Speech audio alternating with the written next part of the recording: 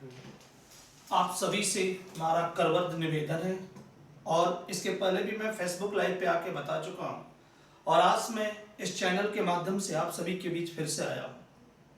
कल 25 फरवरी को सुबह 11 बजे आप सभी ट्विटर से ऐसा धमाका करिए कि फिर इस बाहरी सरकार को ये बात सुनाई दे कि हाँ, युवा शक्ति में कुछ दम होता है।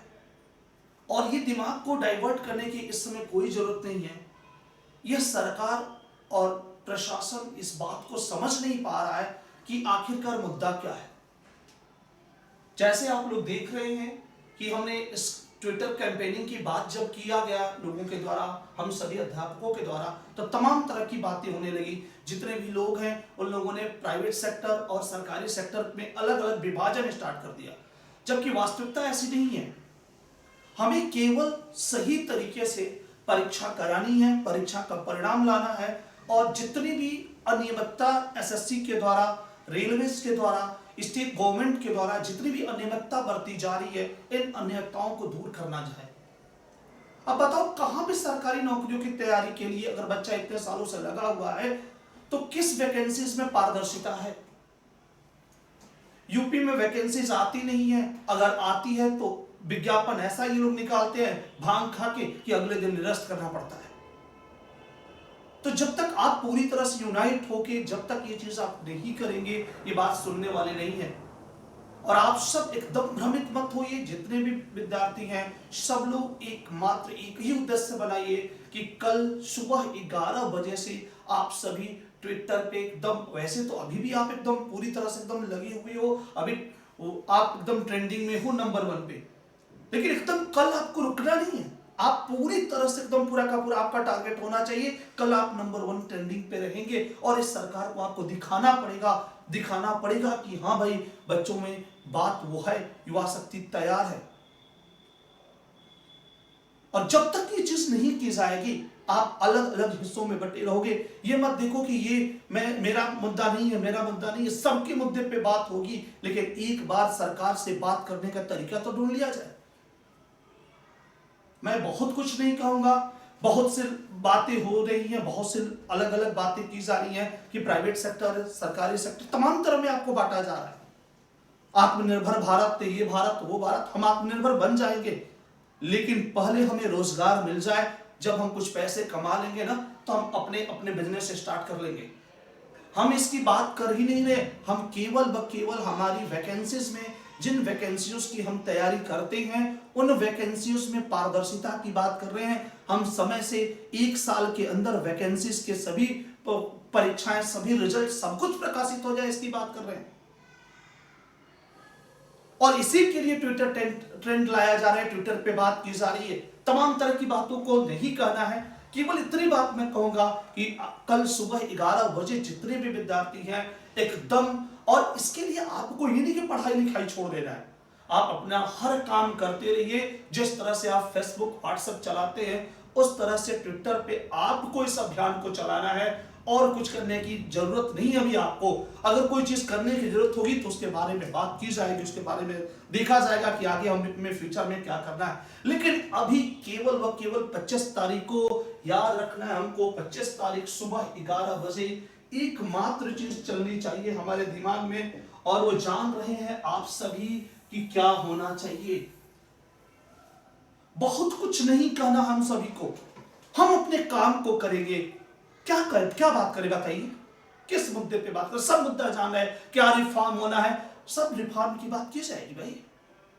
लेकिन पहला मुद्दा कि सरकार हमसे बात करे, और सरकार तब बात करेगी जब आप पूरी तरह से ट्विटर पे और चीजों पे ये दिखा देंगे कि हम पूरी तरह से यूनाइट हैं। सरकारी मुद्दों पे भी बात होगी, हर वैकेंसीज पे बात होगी। अभी आप यूपी की भी भर्तियों पे बात होगी कि किस तरह से यूपी की भर्तियों में खेल हो रहा है। यूपीएसआई का फॉर्म 4 साल से आ रहा है, लेखपाल के फॉर्म के बारे में जान ही रहे हैं। एक नया सी गुफा ये पीईटी का इन लोगों ने छोड़ा हुआ है। आज प्रयागराज में, मतलब क्या बताऊं, मैं यहां पे नहीं दिखा सकता, प्रयागराज में 3 बच्चों ने आत्महत्याएं की, केवल इन परीक्षाओं की नौटंकियों के चलते, सरकार की नाकामियों के चलते ये चीजें हो रही हैं।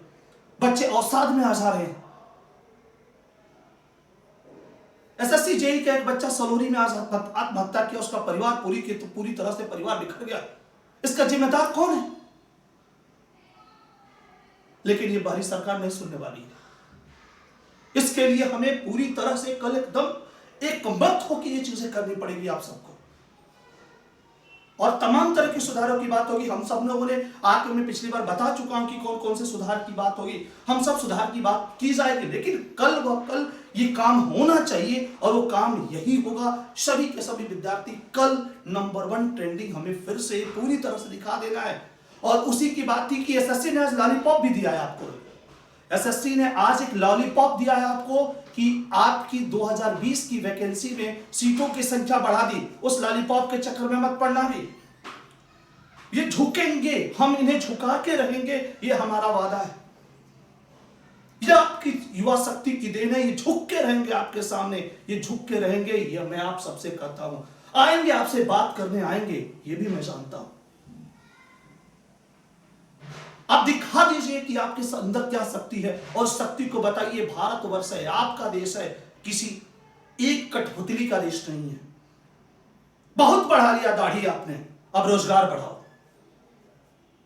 ये दिखाना पड़ेगा। हम आपसे भीख नहीं मांग रहे, बहुत मांग लिया भीख आपसे। अगर नहीं मिलेगा तो छीन के रहेंगे, और छीनना पड़ेगा। पहले 25 को देखिए, उसके बाद अगर नई चीजें होती हैं तो हम बताया जाएगा कि हम लोग क्या करेंगे। पहली प्राथमिकता है, और अवसाद में एकदम बताइए, मैं उन परिवार के साथ, उन बच्चों के साथ पूरे मार्मिक तरीके से खड़ा हूं। इस प्लेटफॉर्म से हम लोग सो नहीं कर पा रहे, लेकिन हृदय बता रहा है क्या हो रहा है चीजें। और एक दिन का सिगुफा नहीं है कि केवल एसएससी सीजल का रिजल्ट आया और फूट गया। ये ज्वालामुखी पिछले 4 से 5 सालों से अंदर चल रही है, और इसे फूटना है।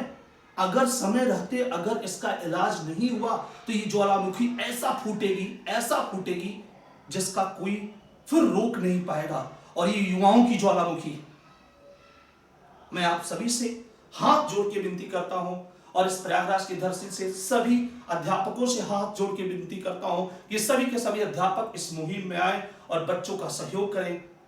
बस इतना ही कहूंगा। कल 11 बजे मैं आपको नंबर 1 ट्रेंडिंग पे देखना चाहता हूं। एक बार एसएससी की चीजें कर लिया जाए, उसके बाद स्टेट गवर्नमेंट की एक एक भर्तियों को चुन चुन के बदला किया जाएगा, चुन चुन के हिसाब लिया जाएगा। जय हिंद।